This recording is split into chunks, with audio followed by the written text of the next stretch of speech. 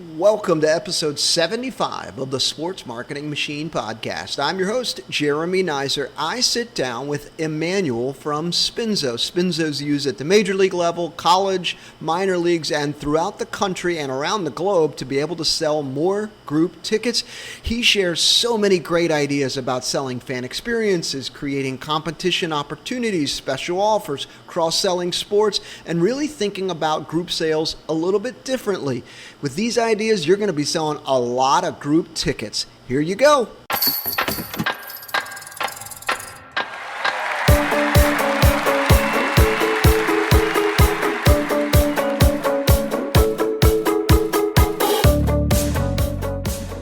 Welcome to the Sports Marketing Machine podcast, the podcast for those working in sports looking to level up their marketing skill set so you can sell more tickets, sell more merchandise, and grow your fan base. I'm your host, Jeremy Nizer. Today, we're going to talk about a bunch of different ways to sell over $100,000 in group ticket sales this year. Sure, there's a little bit of hyperbole here, but I've got an expert with me, Emmanuel from Spinzo. Spinzo is a great tool, helps teams sell a boatload of tickets. So you are the resident expert, right, Emmanuel? I guess so. Thank you for that introduction, Jeremy. Yeah, we do help a lot of teams sell more group tickets, but more promotional tickets in general. The lines are blurring, as you know.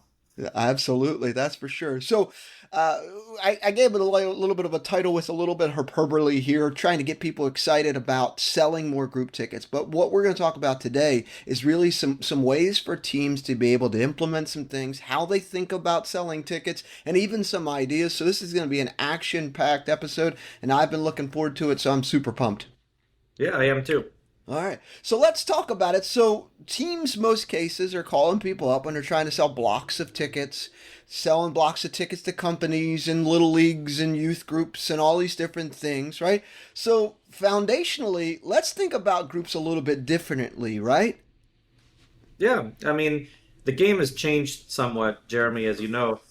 Traditionally, you would sell large blocks of tickets, and I guess they would call that a traditional group, Mm-hmm. where you convince someone to buy 50 tickets or 100 tickets or 200 tickets. You work with one group leader and you collect all the money from them. They collect all the money from the individual group members. That's a bit of the old way now. And I say old way, but it still exists. Mm-hmm. So if someone is willing to pay you for a block of 200 tickets, we always say just take the money Take the and money. give them the tickets. Yeah. But that's becoming less likely these days. So groups have changed to be a little bit more each individual member of the group buying their own ticket, but as part of the overall group and getting the group discount. And that has a lot of implications.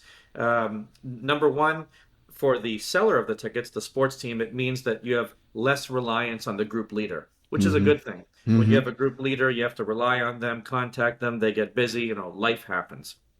So that's number one. Number two, you give more control to the individual members of the group. Mm-hmm. A lot of times, say if you have a corporate group and the company's going to buy 200 tickets for their employees, maybe give two tickets to each employee. So that'd be for the person working at the company and maybe their partner or spouse. Mm-hmm. But what if that employee wants to bring their partner, spouse, and their children, their Mm-hmm. one child, two children? You can't do that with a block of tickets where everyone gets two seats. So this gives more control to the individual buyer. So now they could buy a discounted rate, but they could buy a ticket for themselves, their spouse, and their children. That ticket could be subsidized. It could be free as part of the corporate deal, but it does give more control to the individual buyer. And finally, number three, it gives more data to the seller of the tickets. So this would be the sports team or venue. Mm-hmm. Now you have the email address, the phone number, potential demographic interests of each individual buyer. So now, if you want to remarket, you can. That employee of the company could come to more games, for example. So in general, there's a lot more benefits to the new way to do groups, which is to allow individual members to buy on behalf of the larger group. So this new process of selling group tickets, it's created steam over the last few years. Has this been kind of in the backgrounds? Because I still see teams still do it the old way. We're gonna call up the HR person, and she's gonna buy a block of tickets and have to figure out how to give them all out. But how long has this new wave been in, and a lot of teams using it this way? Yeah, I mean, it really started before COVID, but then once COVID hit, it just really accelerated that move. Because in the old way, that HR person has to collect the money, and now people are remote. It's a lot, more challenging to do that. So it had been gaining steam before COVID, and I think for sellers of sports teams, they should adopt this new method, or at least Mm-hmm. have it in their portfolio to say, hey, if you want to buy a block of tickets, I'll take your money, but I could also send you a link that's gated and guarded so that your employees could buy tickets, and I could maximize it or have a max of 2 tickets per employee, whatever the HR person wants, but that makes for an easier sale. So if sellers are not adding that to their repertoire, they're leaving a lot of money on the table. And that's just bare bones, Jeremy. I mean, there's other things that Mm-hmm. group sales have evolved into, but that's kind of number one. Number one. So this new concept, or this concept that we're talking about today, of really allowing the people who are part of the groups to be able to buy their seats or choose the seats or and all of that, and you just send them to a platform, allow them to choose, make it easier. This opens the door to a ton of different ideas, and I think we've talked before about a bunch of different ones, but loyalty programs, thank you programs, these are great because I remember trying to sell to a dentist, and he's like, "Yeah, I don't want to do a customer appreciation," but now he can because it's super simple this way. But I'm sure there's plenty of other ideas of loyalty and thank you programs, right? Yeah, there are. And so this kind of redefines what it means to be a group. In Mm-hmm. the old traditional group, you needed a group leader. But is there a group leader for these thank you programs? Maybe not. So I'll give you an example here. One of our clients, the New York Jets, had done up a page, made it look really nice on our platform on Spinzo for SiriusXM satellite radio. But they made it look as if it was for the subscribers of Mm-hmm. SiriusXM. And so SiriusXM loved that. I think they're already a partner of the New York Jets in other ways. And SiriusXM sent it to all their subscribers in the New York City area. So that was very good. So it was billed as more of a thank you for being a loyal listener. We'd like to reward you with this discounted New York Jets ticket. So that's an example. The Jets have done things with Dunkin' Donuts too. On the receipt, you'd have a unique code printed, and that Mm-hmm. code would unlock a couple group price tickets for the New York Jets. Who's the group leader on that? No You one. can't collect the money, right? This is like people who buy Dunkin' Donuts. Many other examples. We had one of our clients, the Florida Everblades in the ECHL. They had previously partnered with a credit union there, and they gave all the members of the credit union discounted tickets. And you can gate these things to say you Mm-hmm. must use your debit card from the credit union, and Spinzo could help with that gating. There's other things you could do too, not involving group discounts, but possibly free tickets. The Atlanta Hawks had recently partnered with Planet Fitness, and Mm-hmm. everyone who was a Planet Fitness member in the area got may have been 1 or 2 free tickets Mm-hmm. to Atlanta Hawks games. So it's really more of a loyalty program for Planet Fitness. But now the Atlanta Hawks are going to sell additional tickets off of that. Yeah. We've seen bounce back offers on the Jumbotron. So you come to a game, you're in the last few minutes of the game. Hey, thanks for coming out. Here's a QR code with access to a unique offer for a future game.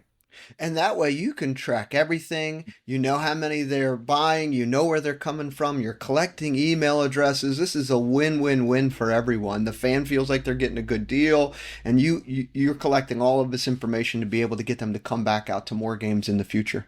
Yeah, it totally is. And again, it redefines the group. So the Mm-hmm. group is past buyers. The group is Planet Fitness members. The group is Dunkin' Donuts customers. So you can really start to redefine what it means to be a group when you move toward this new method of selling.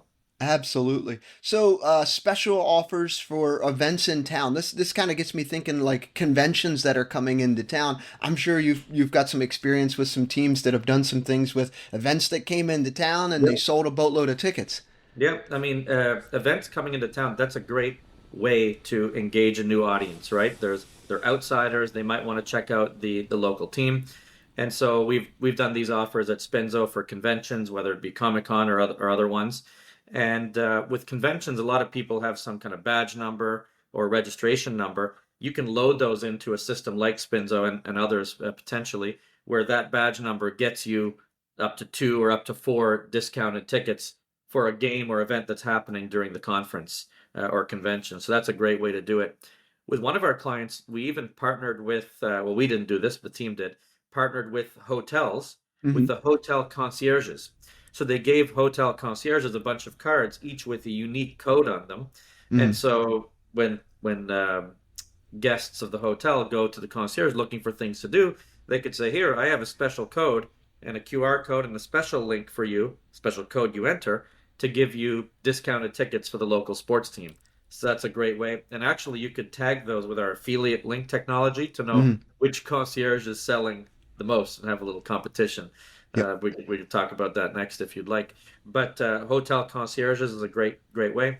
Another one we've seen is career fairs. Hmm. Sports industry has a lot of career fairs. This company, Teamwork Online, we've Hmm. actually partnered with them recently to run some upcoming webinars. But they run career fairs, maybe about one a month, in different locations across North America. And so you go to the career fair, but then you also have a ticket to a sporting event. Hmm. And their career fairs are sports related, so it makes sense that someone might want to attend the local sporting event. So that's another way. Like, so you're really taking events that are happening in your area Hmm. and then offering them group tickets. So the group is attendees at local events.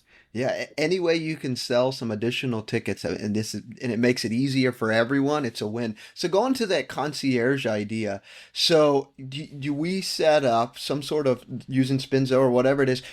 Each the Hilton has their own platform, the Marriott has their own. So when that concierge gives that card, the fan goes to a Marriott page, so it actually feels like it's part of Right. the family, right? That's kind of the plan there. Yeah, totally. The Spinzo platform is built with this, what we call affiliate link branding in mind. Hmm.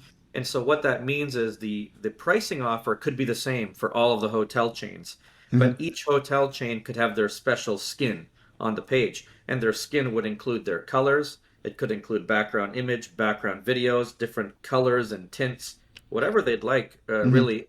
So the page looks and feels like Marriott or Hilton or whomever. You could even have the concierge's name on there too, so it could be brought to you by Mark if he's the one who Hmm. gave you the deal.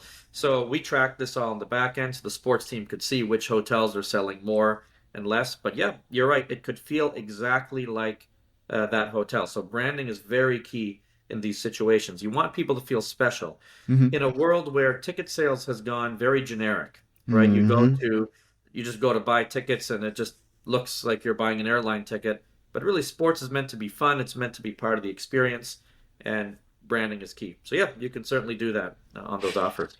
So you mentioned the word competition in sports. This is natural on the field, but what do you mean, like off the field selling tickets? What's this all about?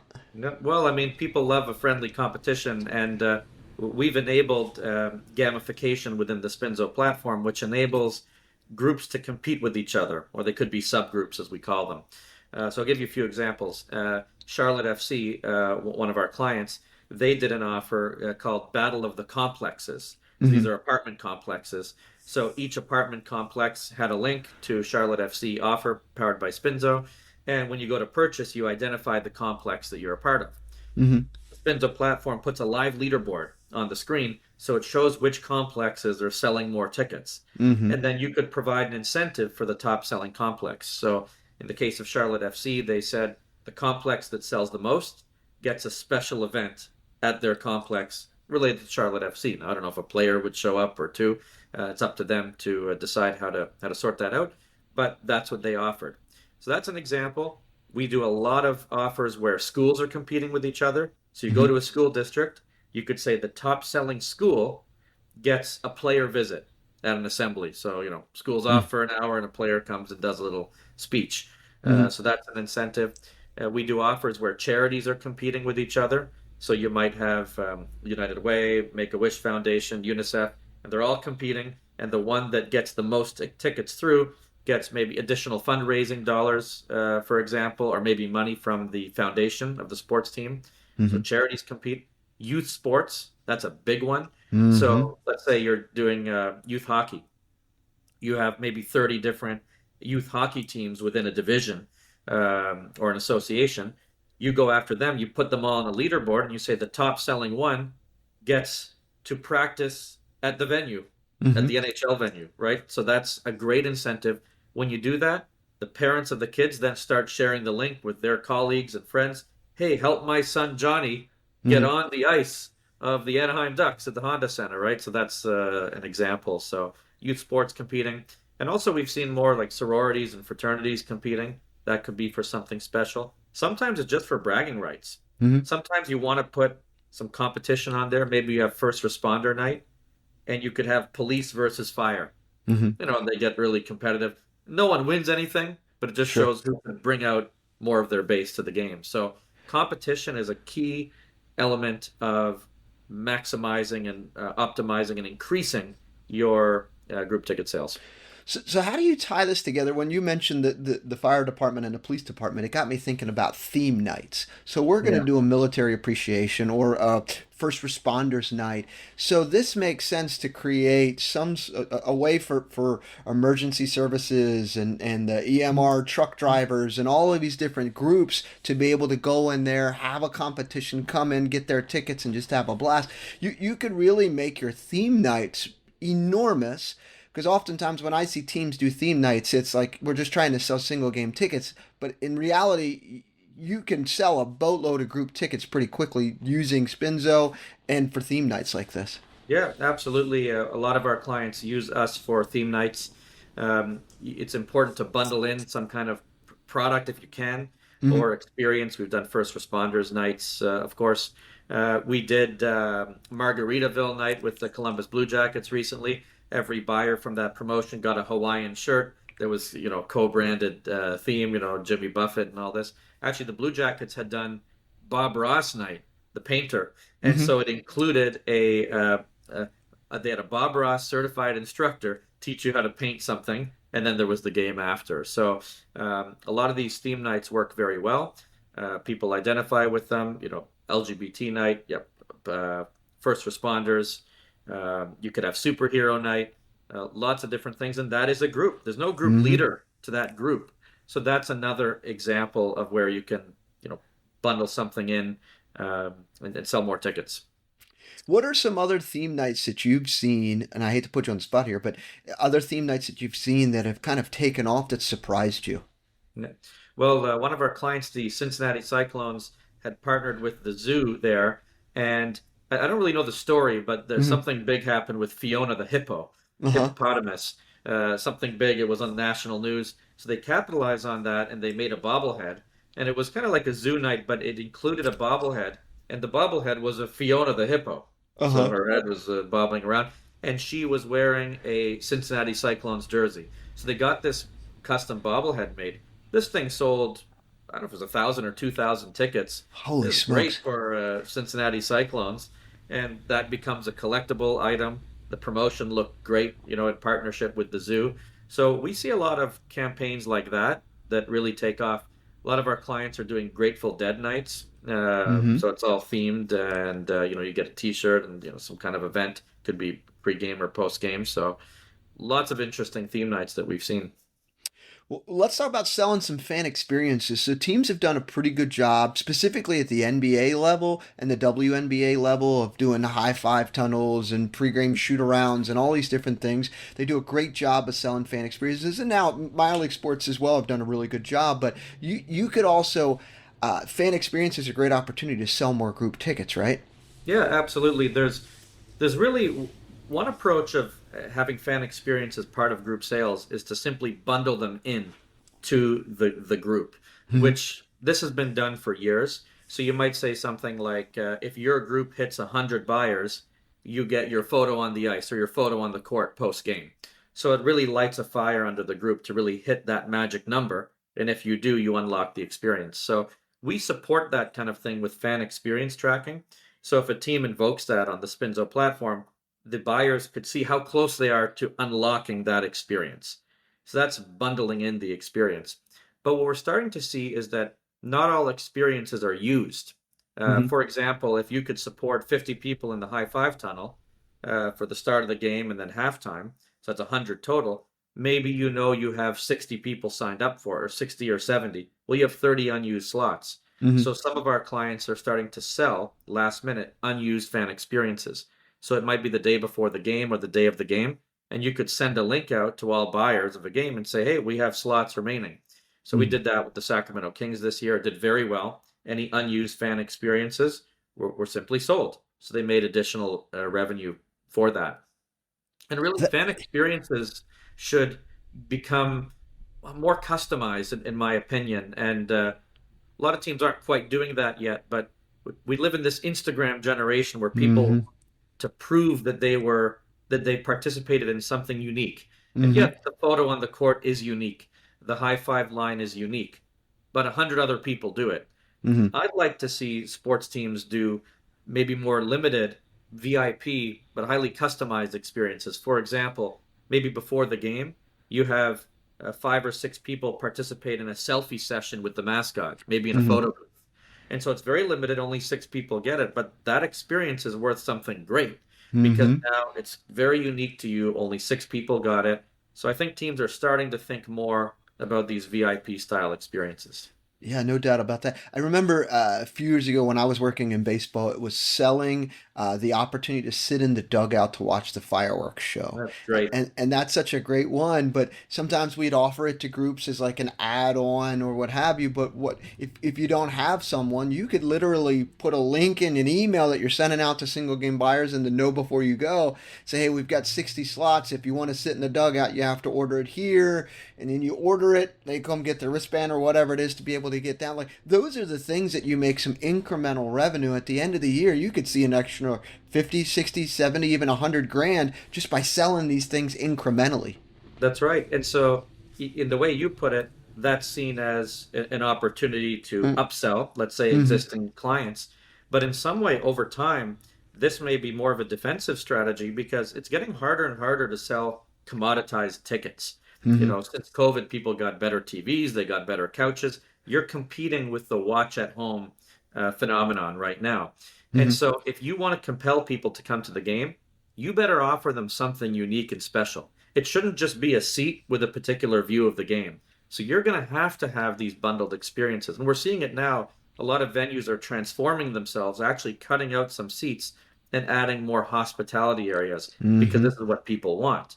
But if you really want to hit it out of the park, you are going to need to create highly customized VIP experiences that people could upgrade to, and that notion that they can will compel them to come to the game because now they know they could upgrade, in the middle of the game or before the game, get a unique experience, the selfie session with the mascot. These kind of things are going to soon become necessities if you want to drive people to the games. Yeah, no doubt about that. There's so many light bulb moments in this conversation, and we got a few more topics to hit on. Let's talk about cross selling some sports. So if I work in hockey, does it make sense for me to start promoting to the youth soccer team? Like, does it make sense? Obviously, we want to sell more group tickets, but what are some ways that teams can be able to do it? Number one, does it make sense? And then number two, how can teams do this where it makes it's a win-win for everyone? It absolutely makes sense. We've seen our clients do it successfully. If you're an NHL team, you can cross sell to hockey, basketball, and other sports. We've seen teams do this. Why not? Mm-hmm. People who are involved in youth sports are inherently competitive. They inherently love sports. They Mm-hmm. don't only love soccer, Mm-hmm. right? If you're a soccer player, they might love, in fact, they might enjoy playing soccer, but they might enjoy watching hockey. That was my situation in my youth. I Mm-hmm. played youth soccer, but I loved watching hockey a little bit more. So that would be a perfect target for that. So we've seen that work successfully, but not only to target those leagues. I mean, if you expand your horizons, if you're an NHL team, instead of only going to youth hockey, you go to all the sports, flag football, youth basketball, golf, swimming, whatever. Mm-hmm. You've now increased 5x, 6x your opportunity. And it's not going to be much less likely with other sports teams to get them, other sports to get them on board. Maybe you have 60% of a shot rather than 80%, say, with Hmm. youth hockey, but it's still pretty good. Yep. So you could increase that way. The other thing I'd mention to not forget about is all the traveling teams. So in any given city, there's usually swim meets, cross country meets, tournaments for all sports. Hmm. An NHL, NBA, NFL team, MLS should be on the lookout for all of these events happening in their city. So if you're an MLS soccer team and there's a youth hockey tournament in your community that's going to bring dozens of teams and potentially 3,000 families, I Hmm. would go to the organizers of that tournament and offer special group pricing for your MLS team. What happens when your hockey team is out of the tournament? You're Hmm. sitting around waiting for your brother or sister to finish playing. You need some things to do.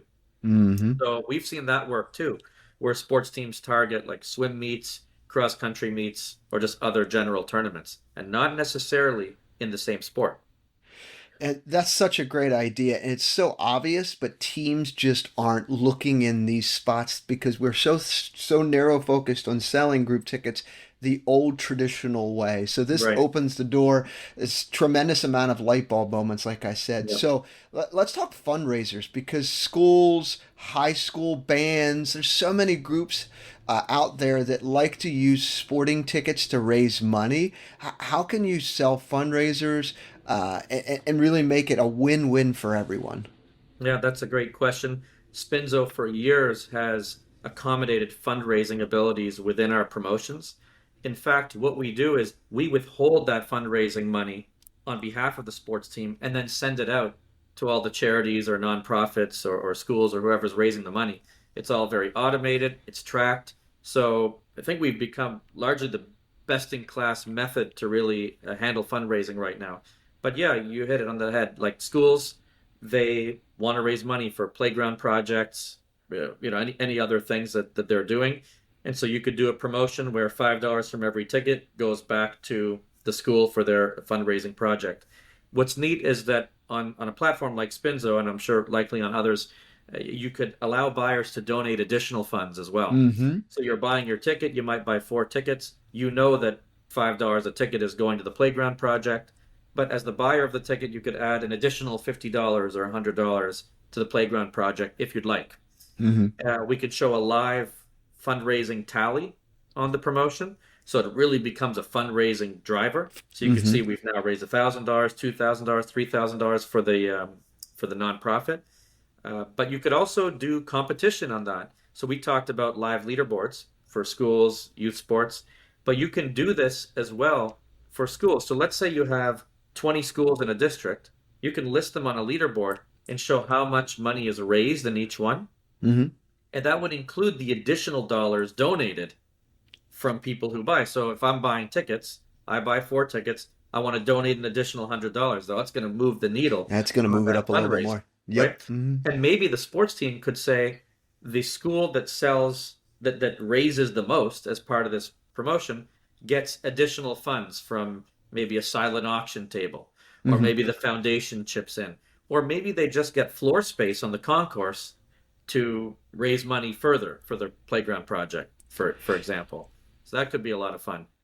Yeah, there's so many opportunities outside of just calling people up, trying to get them to buy blocks of tickets. There's so many things happening in the community between the conventions and these youth groups coming in and soccer clubs and all these different things where so many visitors are in town, and it's a great opportunity to get them to come to your game. And it's not a lot of work on the shoulders of the group sales rep. So I love these ideas. This is such a great ideas, great ideas of thinking untraditionally about how you approach ticket sales and group ticket sales. I love these ideas. So thanks for dropping some great knowledge on us, Emmanuel. Yeah, yeah, no problem, Jeremy. The thing about groups, like people need to understand, is that it's largely becoming the fixer now Mm. for ticket sales in general. So it used to be that season ticket members are going to represent a big base of your sales. That you have individual tickets, then groups were kind of the afterthought. Now groups really the driver because Mm-hmm. season ticket bases are eroding, except for the most notable sports teams. When you're just run of the mill sports team, you're struggling to process season tickets right now. And then individual tickets are challenging because people are watching at home with a lot of Mm-hmm. different options. So really groups they're leading the pack. And the other thing I'll mention, just as a tidbit that I've seen now, with the rise of these superstar players like LeBron or Messi for soccer, or Caitlin Clark now for WNBA, it's really throwing a wrench into the pricing Mm-hmm. of these games. So if Caitlin Clark's going to play a game, come to your town, tickets might be 5 or 10 times more money than they Mm-hmm. were. That sports team's having a hard time figuring out what the price should be. So Mm-hmm. let's say they go at 5 times the regular price, and then they have a hard time selling. What are they going to do? If they start dropping the price, it's not going to be good for those fans who paid 5x early Mm-hmm. on. So groups is an interesting fixer for that situation, in that groups provide a private price. You Mm-hmm. can now go to various groups, youth soccer teams, youth hockey teams, schools, companies, and offer them a discounted rate, but it's a private price. It's Mm-hmm. not open to the general public. So it gives you the opportunity to sell through those remaining seats at a discounted price without discounting the main public price. So groups is really a key linchpin right now in Mm-hmm. being able to solve some of these big ticket challenges that we've seen and that we're going to continue to see. Yeah, you hit the nail right on the head. I was just had a call the other day with a team that was spending 40, 50 grand on their advertising and couldn't get single game tickets to move. And they were doing a lot of impression plays, but they really couldn't. I said, what's your groups look like? And he said non-existent. I'm like, that's where you need to double down, because that'll sell you 50 tickets and 60 tickets. That'll build momentum. All of a Right. sudden, your normal attendance of 250 or 300 a game now turns into 750 to 1,000. Like that is fantastic. So groups are really, in my mind, same. You and I are cut from the same cloth right now. It's groups are really driving, because your season tickets aren't as popular now. Mini plans have been coming in there. People are like, hey, I'll come to 3 games or 5 games, Yeah. which are great. So, but I always tell teams, you got to focus on selling group tickets, because when you sell group tickets to specific promotions where people want to Yeah. come, like you're going to kick butt. Well, you mentioned mini plans. Well, that's another thing. A lot of sports teams are stuck in, when they sell a mini plan, forcing the buyer into 3 specific games or 5 specific games. So that's one mistake, I would say. The other thing is forcing them to pick the games. Let's say it was flex plan, and Mm-hmm. they say it's a flex plan, but you have to pick your 5 games right now when you make the purchase. That's also a mistake, in my opinion. Mm-hmm. People don't know what they're doing. They don't know what they're Correct. doing tomorrow. They don't know what they're doing a week from now, a month from now. So you shouldn't force the buyer to pick all the games up front. So at Spinzo, we've developed a flex plan technology, actually, where the buyer purchases a 5 game plan, but they basically have this special code where they could then redeem later whenever they want for the games. So even if it's day of game, they could then redeem one of their 5 games for that one.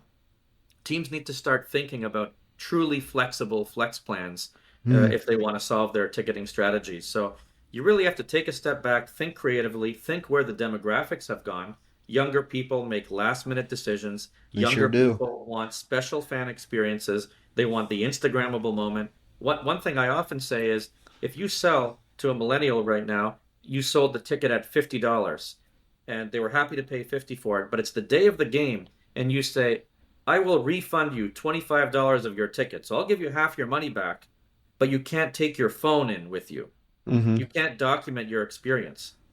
Do you think someone's going to take that? No. No Most people way. say, I'm fine. I'm fine with the 50. So what does that tell you? It tells you that over half of the value for the millennial was in documenting the experience. So that means that they would appreciate more special VIP treatment or special access or something like that. So when you start to think like that, you could sell a lot more. And we've seen sports teams do it successfully. Absolutely. So let's talk about Spinzo for a moment. What is Spinzo? How does it help teams? And if teams are interested to learn more, how do they get a hold of you? Yeah, well, Spinzo, we've been around for 13 years now. We started outside of sports ticketing, but a few years in, we really dug into ticket sales. So we like to say we are reimagining the ticket sales space with a lot of the ideas that you and I have discussed: competition, fundraising, making beautiful pages, skins. So it's the new style of Hmm. ticketing, including flex plans. We're used by a lot of the sports teams that you'd know and love, a lot of the NBA, a lot of the NHL, a lot of the NFL, MLS. We work in Canada, US, and Australia. We have a deal with the Australian Football League, PGA Tour Golf. So we are trusted as kind of the private white label provider for promotional ticket sales. That could be groups, could be theme nights, flex plans, of the sort. So yeah, people could go to spinzo.com. They could see the clients we have. They could see the services we provide. Very easy to get going with Spinzo. There's no fees, one-time fees, monthly fees. It's just you use the platform. We take a small percentage of what you produce, but it's all direct sales. We're not a reseller. Hmm. We just help you sell your tickets. We We never make it take easier. possession of your money. We literally are just a tool for you to sell more tickets and be more efficient. And we've helped reps double or triple their volume by using the platform and all the ideas that you and I just discussed. Yeah. So if someone wanted to get a hold of you, there's probably some contact on your website, or what's the best way? Yep. Yep. At spinzo.com, there's contact information there. Hello at spinzo.com always comes to us. A lot of the industry already knows about us, but if you want to take a look, dig in a little further, we're happy to show you a demo. Well, Emmanuel, I appreciate you showing up, dropping so much knowledge, helping teams sell an additional $100,000 in groups this year. I'm looking forward to seeing more teams work with you and hop on the Spinzo train and just sell more tickets and get more people to their games and grow their fan base. But appreciate you hopping on. Yeah, thanks, Jeremy. Thanks for the invite. This was great.